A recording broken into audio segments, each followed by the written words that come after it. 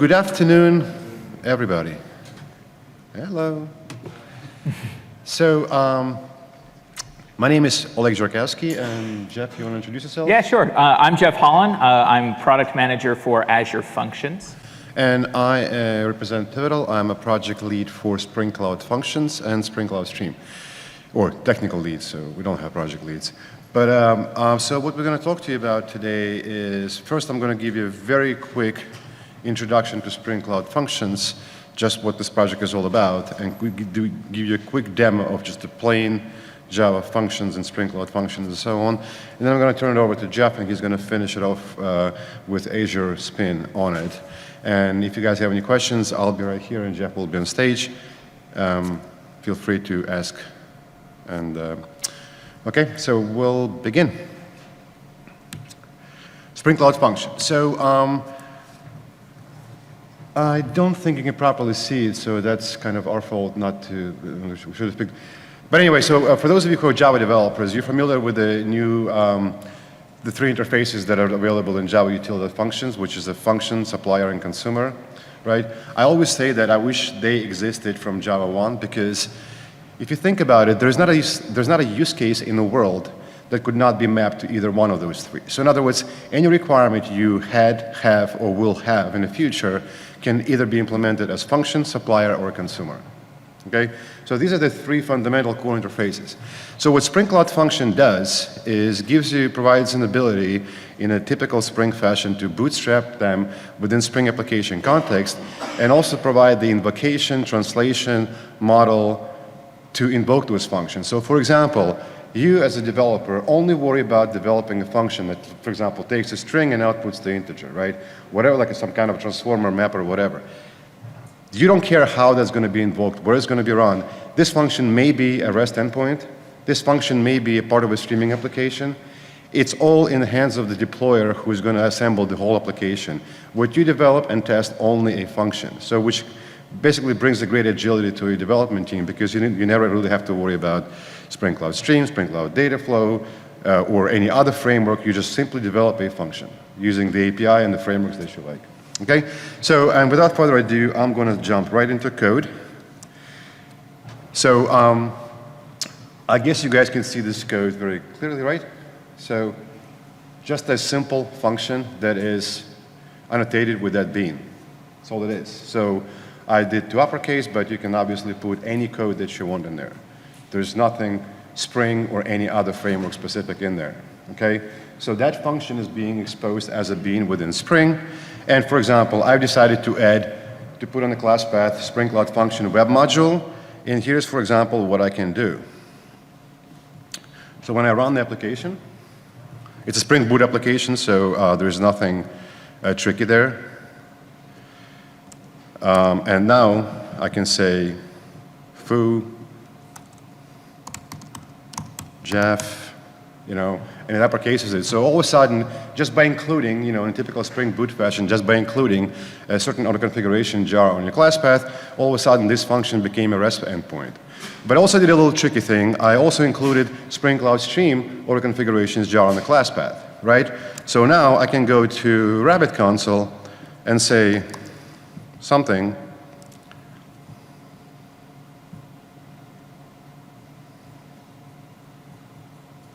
And nothing worked. Oh, what am I publishing it to? Hold up a second.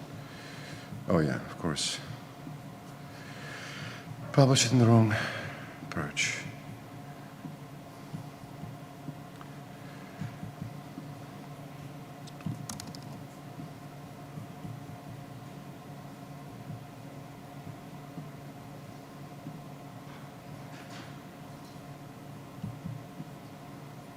And here we go, here's what I just typed, right? So all of a sudden, the same function that sits there just as a bean, all of a sudden it was invoked through messaging by simply sending a message to a Rabbit exchange, and Spring Cloud Stream invoked the function, or the same function within the same application context was also exposed as a REST endpoint. And at this point of time, I'm going to finish up. So for those of you who are interested in more about Spring Cloud Function and Spring Cloud Stream, I'll be having a 70-minute presentation at 4:20 at another room, so you're more than welcome. But at this point of time, I'm going to turn it over to Jeff, who's going to finish and show you some cool stuff with how Spring Cloud Function can be utilized or is utilized within Microsoft Azure. Perfect. Thank you. Awesome. Very cool demo to see how quickly you can write those pieces of functionality and then just add some abstraction layers so only the right people have to work with the right level of abstraction. So before we tie this all together, we're going to end, spoiler alert, this will end with Spring Cloud Function and Azure combining. But before we do that, we've had a little bit of an intro to Spring Cloud Function. Now let's talk some about Azure Functions. So just to get a feel for the room, who here has used something in Azure at all before? So who here has done work with Azure? Okay, great. And then Azure Functions specifically? Anyone here done that? Okay, awesome. So just only one or two, which is good. It means I have a lot of room to go. So Azure Functions is the primary serverless offering for Azure. And when we talk about serverless, it's a terrible marketing term.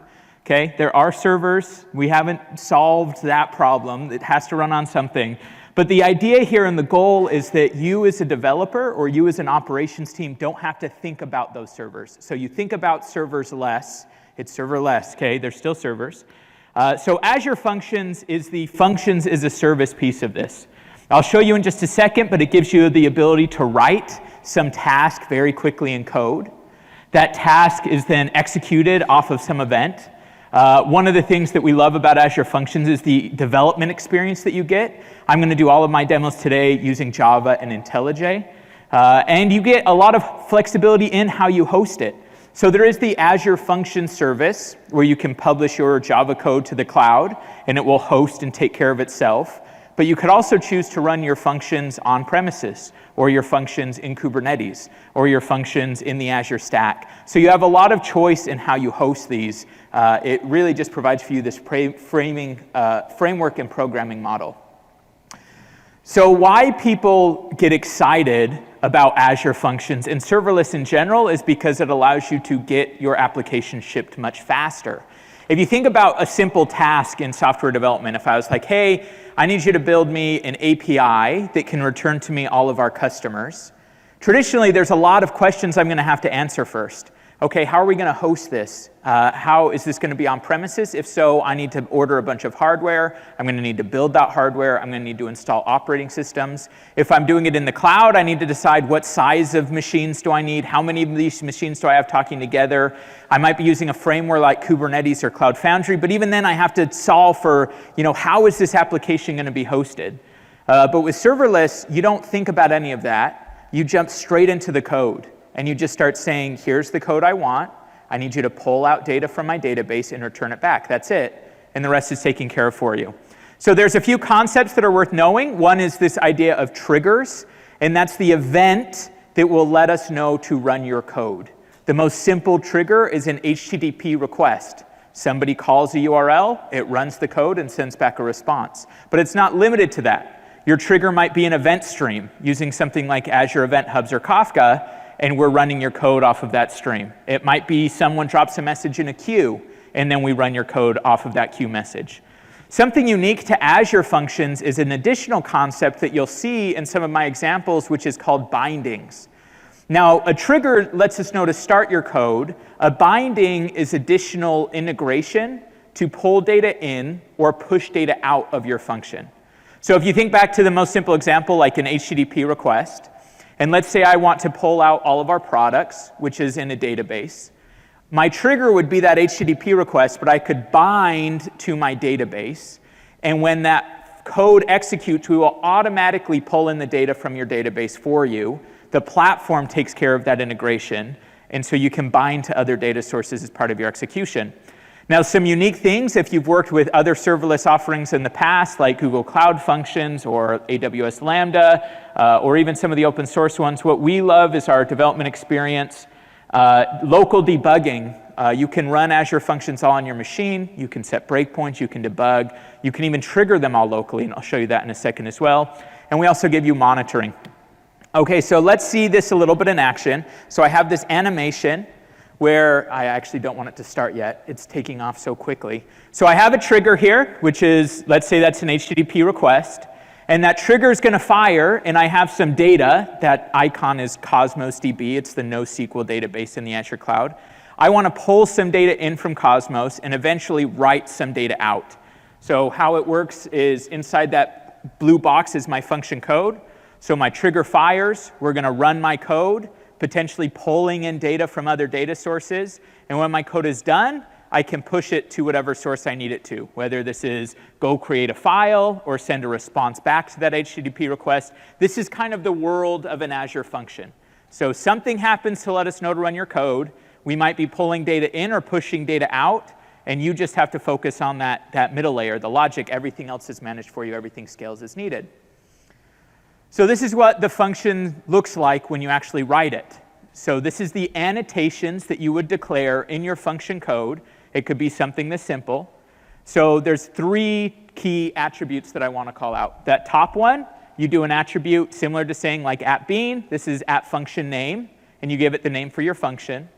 And then you just have a method, and you have a trigger attribute. It's not actually called trigger attribute. It would be like @HTTP trigger, or @event hub trigger, or @queue trigger. So it's just there will be a trigger there to let us know what's triggering this thing, and I can bind that to a type. You might have bindings as well, like, hey, go pull documents from my database. And then finally, you just run your code, and you just have Java code in there. You do whatever you want. Then you publish this, and you're done. OK, so I think next I'm actually going to show you a demo. Oh, before I do, it is so easy to get started on Azure Functions. This is honestly all you have to do. This is 1, 2, 3, 4, 5, 6 steps, and you would have your first Java Azure function deployed. Okay? So all you have to do is install the Azure Functions core tools. This is the steps to install it on Mac, which I'm running right now. We have similar steps to do it on Windows or Linux, using either like apt-get or Chocolatey on Windows.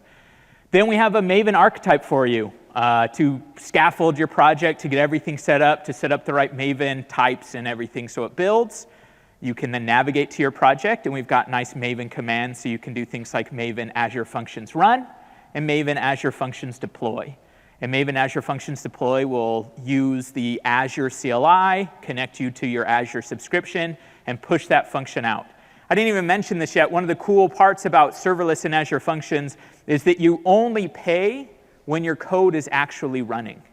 So if you publish an API or you publish a function to the cloud that never gets called, you will get charged $0.00. In fact, you get the first 1,000,000 executions for free every month, and you only pay after that. So most often when you're just developing these things and you're trying them out, you're not paying anything. So you have 0 money to pay, and you can all go build a function. So you should try it out. So let me show you an example right now. So I'm here in IntelliJ. I have already done the steps of Maven create of this app. Let me open this a little bit, and let me tell you what I'm going to build. So I brought with me a toy. I brought this on my carry-on this morning. This is a light bulb, and I also have in my pocket a simple IoT button.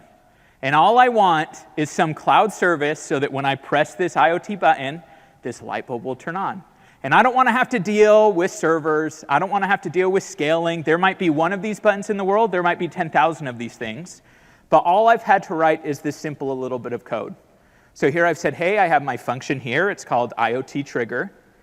I'm annotating it with the trigger type. This is listening to an Azure Event Hub. That's what all my IoT devices are going to push to. Okay, so my Event Hub name is called Message Events. And I've specified how to connect to it. And I'm going to bind it to a string. So it's saying you're going to get some data here from whatever button is connected to this Event Hub. And then I just have a simple little bit of code. I'm going to log a message. I'm going to make an HTTP request to the LifeX API. This is a LifeX light bulb. And then that's it. So this is all I've had to write. What is this, like 6 lines of code?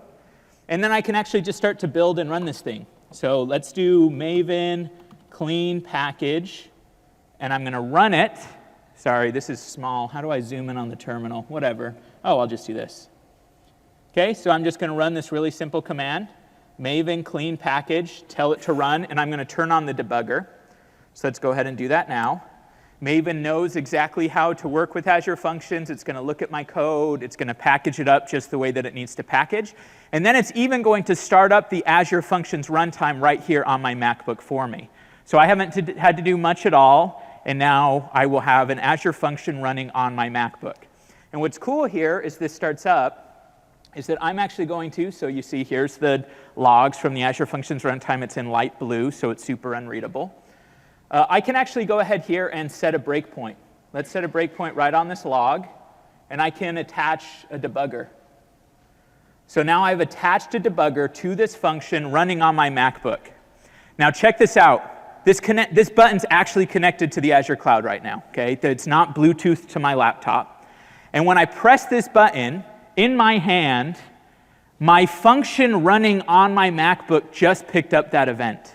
And you can see it stopped at the breakpoint. I can even come in here and inspect the data.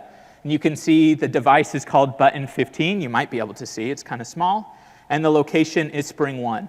So I push the button in the real world. It's telling me what my function's going to do. And if I go ahead now and just continue on with the rest of this code, right here when I actually send the request, let's see, a request got sent. Hopefully it's sending. There we go. Our light bulb turned on. So I impacted the physical world. I feel so powerful now. I know, let there be light, they said. But this will be this is beautiful. The color choice, by the way, do you know what color this is? Azure blue. This is Azure blue, right? I know, right? It's the prettiest color in the spectrum. So I'm going to push my button again and let my code run. I took off the breakpoint because I need this light to turn off now.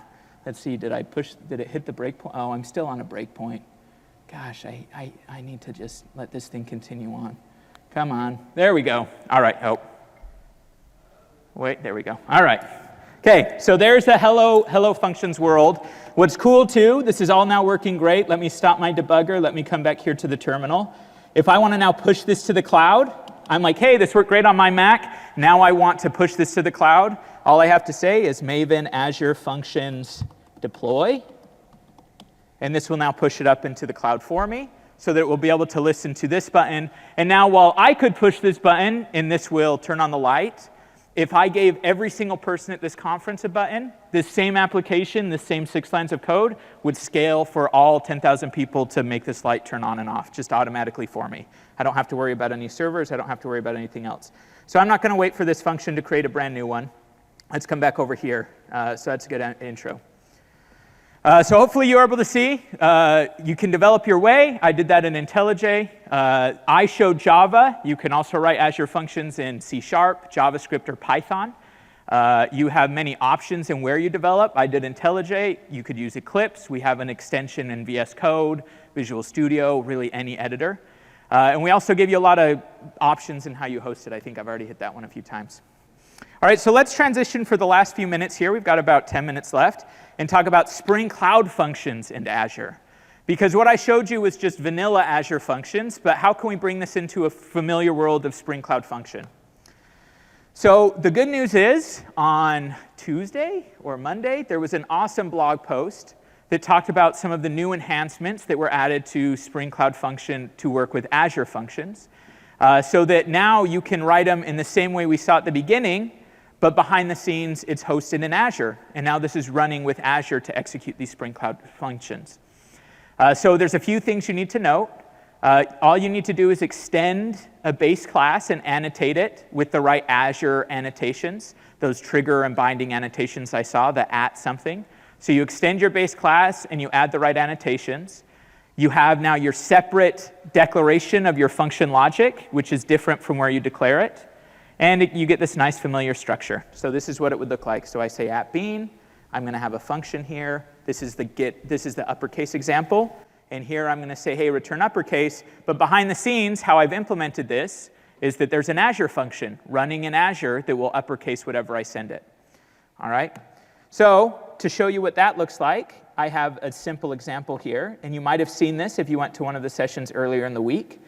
We have here a simple dashboard. This is inspired by a real customer scenario, where we have here a real-time dashboard where we can look at what our inventory levels are like for different cafes around the entire world. So you can see here there's a London cafe, there's a New York cafe, and this is all powered by serverless functions. It's refreshing because there's all of these events that are happening. We're selling items, we're getting items. And this dashboard's all powered in real time by Azure Functions. Now what I want to pull apart for you in just a minute or two is what this actually looks like. So in IntelliJ, this is my Spring Boot application. I have here my declaration right here. I'm saying I have a new function. It's going to get a transaction event. It's going to output a transaction document called append transaction. And I've just declared it right here. So this is how I declare it. And how I then go ahead and create that behind the scenes is this is where the function, let me zoom in a little bit. This is where I have extended that class. So you see here, I extend that base class right here. And here's where I add all my Azure connection stuff. So this lets it know, in this case, the transaction event's going to come from an event hub. The output of the document is going to go to Cosmos DB, which is the NoSQL database thing. And then here I can write whatever code I need to, and I can say handle output, which will let Spring Cloud Function know that here is the data that I want you to handle, and it's going to be an output to Cosmos DB. So it allows you to mesh both worlds to say, in this case, I want the transaction to come from Event Hub, but still do this in a Spring Boot application. And then I just have my simple types. That's all the rest of the code here. So I have a type for what the transaction event looks like and the transaction document. But I get that same seamless development experience where I can run this, I can test this, I can then deploy it. But in this case, I'm working with a Spring Boot application. So really cool integration here to give you flexibility in choosing how and where you want to develop. And it's how this sample is published. In fact, we have this sample as well as all of the rest of the functions that are powering this on GitHub, if you're interested in checking that out. And a deep dive into how this full application was built was actually given yesterday in a session titled Responsive real-time systems using... That's right, responsive real-time systems using serverless. Event-driven Java, that's right, if you heard that. So watch the recording if you didn't see it as well. They'll go even deeper into this. But that's pretty much all the time we have. There's only about 5 minutes left for Q&A. There is, as mentioned, a session happening right after this that will go more into Spring Cloud Function. But hopefully this has been a helpful overview. And I guess, honestly, if there's one slide I'd want to show again, it's probably this one, because this is your call to action. Let me see if I can find this one really quick. Right here. This is all you have to do. And all of you, and you could even tweak it and so that you're turning on a light bulb, okay? So if you haven't built an Azure function yet and you haven't tried it out, I'd encourage you to give this a test run. It's a really nice experience. It's really quick to get up and running. And you can have your first Azure-powered API or your Azure-powered light bulb or whatever you want to build. So that's it. That's what we wanted to share today. Thanks so much. We have a few minutes for any questions if you have any. Yep.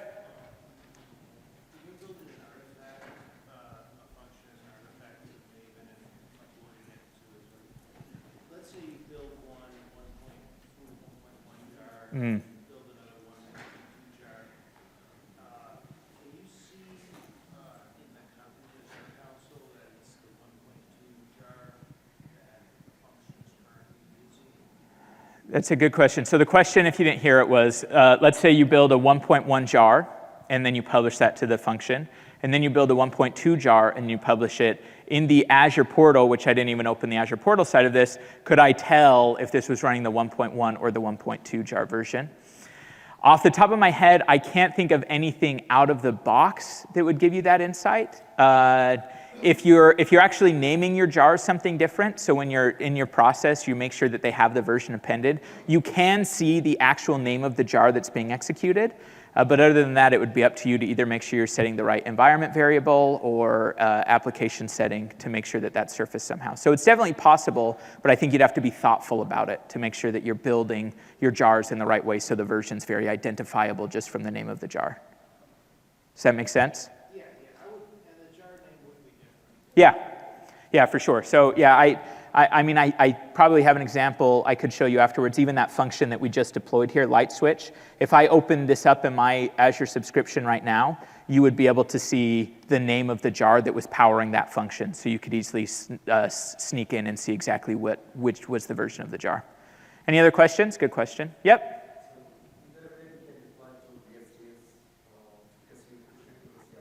Yeah, good question.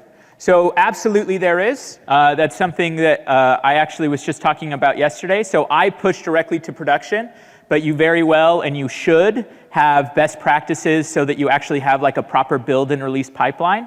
So in fact, I have a separate Java function where I have a full automated build and deploy pipeline. So in this case, let me zoom in a little bit. This is a separate Java function. And in this case, I say, whenever I check code into a branch or open a pull request, I actually want you to kick off an automated build using the Azure DevOps pipeline. And this is exactly what it looks like for a Java application. So I have 2 steps here at the beginning that I know seem a little bit awkward. I won't go deep into it now, but I'm going to install the core tools in VSTS, or Azure DevOps, just renamed. And then I can just use my Maven task here, and it's going to build a valid function artifact for me. And then I can just publish it. And there's a simple publish to Azure function action in my release pipeline. So this is the best practice. Like if you're doing something with production, you should have automated builds and releases. And this Maven task will also run and publish all my tests as well. So every function project comes with your tests. This will make sure that it runs all your tests before it publishes your build artifact. So definitely compatible. We've got some templates to help you out there, but that's exactly what it looks like. Cool. Yep. We'll go front row and then third row. What advantage does Spring function, Cloud function give you over vanilla function? Because the example that you showed seems like the vanilla function was more concise and easier to understand. Sure. Oleg, did you want to mention this one? Yeah, so, can you guys hear me? Yeah. So the advantage is, again, the unified programming model, because function is a function is a function. This function may be backed by Azure or anything else. But the way I started the presentation is saying, listen, at the end of the day, it's either a function, consumer, or supplier. That's a very easy way of looking at the world. And at that point of time, the internal, whether it's Azure or, you have to teach me how to pronounce it properly. It's different depending on the exec. Azure or Azure? Azure. So it doesn't really matter. The fact that it's backed by Azure, it becomes an internal implementation detail, right? So to a person who is assembling the application, it actually becomes just a function, a piece of functionality that does this. That's it. Yep.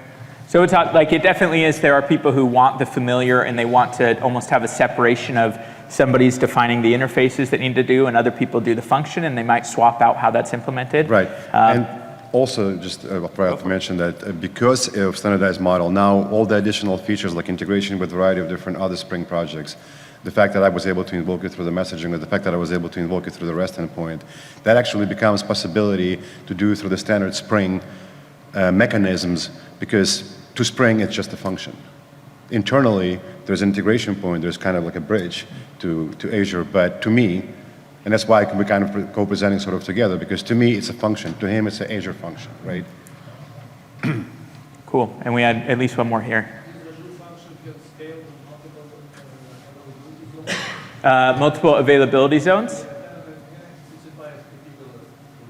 Yeah, so the region, the set, the question, by the way, I'll repeat, is can functions scale across multiple availability zones? So the way that it is set up today is you can choose the region. So there's like 52 Azure regions, East US, East US 2, West US, West US 2.